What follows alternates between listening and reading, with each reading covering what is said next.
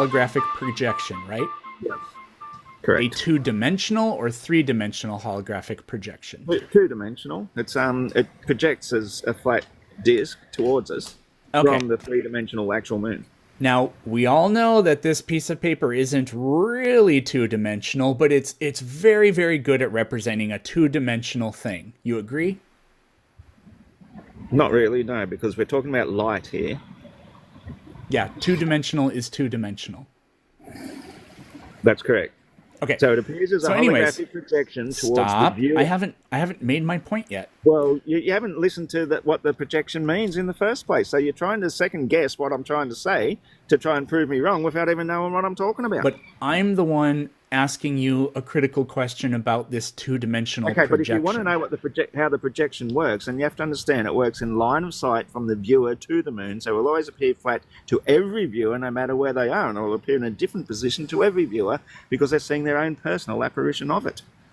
Great. So anyways, if it's two-dimensional, then that means as you change your perspective, it changes its shape. So that's not the reality of what we see. So what's the explanation? That's what I just explained for you. I just explained that to you. You're seeing your own personal apparition projected to you on the two-dimensional plane of the upper atmosphere at about 12 to 14 miles high. How does it look identical to two people in two different places with different perspectives of it when a two-dimensional object can't do that? Because they're all seeing their own personal projection directed to them in line of sight to the actual moon, which is about 60 to 70 miles high. I'm asking you, how is that possible? You're just saying they see their own personal projection.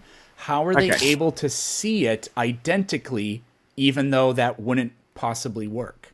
Have you ever seen like a sunset where the sunset's reflected across the water and it comes towards you, to your feet? And then a person 200 meters down the beach is going to see their own personal projection of the sun coming reflected to their feet. Everybody sees their own personal apparition of light coming to their eyes that they don't see the same one as coming to your eyes. So it's going to appear the same to them as it appears to you, but it's going to be in a different place. Yeah, this didn't work at all. Works. Okay. So you don't understand personal perspective and the way light works. Light can only be seen through your own eyes. You can't see it through somebody else's eyes. Interesting. Okay. No, don't tell me you're doing another cartoon. Here's what's going on. We have a flat Earth. We have a flat moon. These people are looking at it from two completely different angles in two completely different places, but they both see the moon appears as a circle.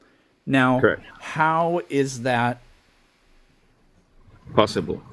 How is that possible, considering an actual disc, flat disc, if I was looking at it from directly below, it would look like a circle. But if I was looking at it from anywhere else other than directly below it, it would appear as an ellipse, and it would become more and more eccentric in its ellipticity. And why would it do that? Does the sun start to look like an ellipse as it's setting? No, because it's a sphere. So anyways. Okay. So there we go. So of course it would. How does the moon do this? I need an explanation. So now put the round moon about 3 times higher than the flat apparition they're seeing. Yeah, it would still not be a perfect circle from anywhere other than directly below it. Everybody is looking at a completely different part of the atmosphere to see their own holographic apparition of the moon. Yeah. What makes the moon maintain a circular shape despite the fact that if you're anywhere other than directly below it, it will skew toward an ellipse? Because it's coming from a spherical shape. So it's always going to project a spherical shape to your eyes. So you have now contradicted yourself. I asked you. Not. There's no such thing as I have not contradicted myself. There's no such thing as a two-dimensional sphere. You haven't listened to a word I've said. Yes, I have. You said that it's two-dimensional, and then you said sphere. There are no two-dimensional spheres. The holographic projection that we see is probably two-dimensional because that's what's getting projected to our eyes from the spherical moon. So it's always going to appear a sphere no matter how you look at it. Yeah, so then it's not two-dimensional. So you contradicted your earlier claim. But the holographic projection can still be two-dimensional.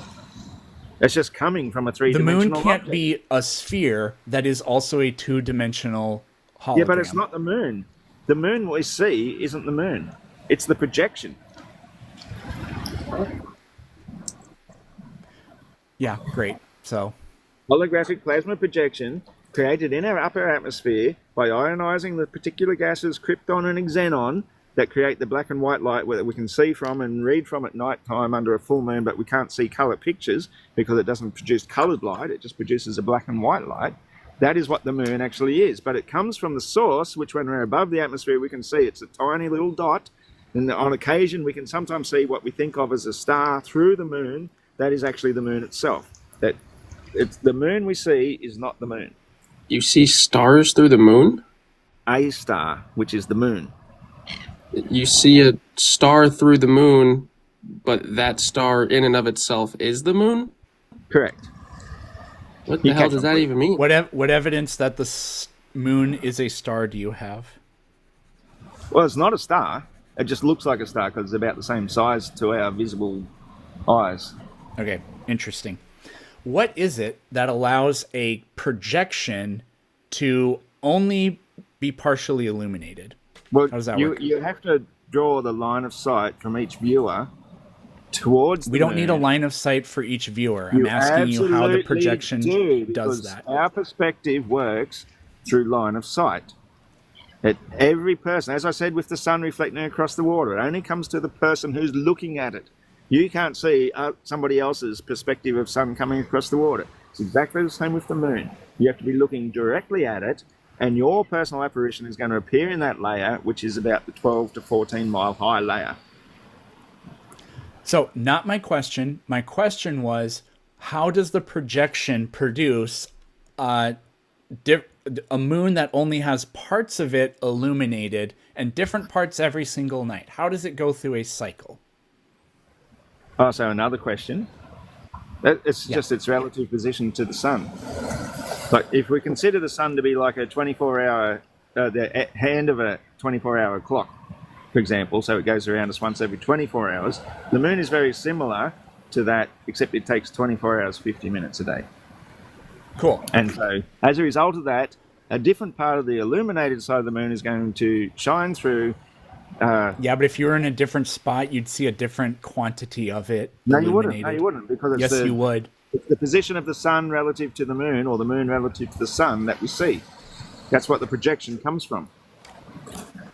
So wait, are you saying there boy. is a real moon, but we don't see it? We just see a projection of it? Yeah, pretty much, yeah. Where the hell is the moon? Where, did you say? Yeah. It's about 60 to 70 miles high on the underside of the firmament. So why do we see a reflection of it and not it? What? It's not a reflection, it's a projection. Okay, why Which do I we see a guess is a projection of it and not it? Because the reflection gets in the way. Okay.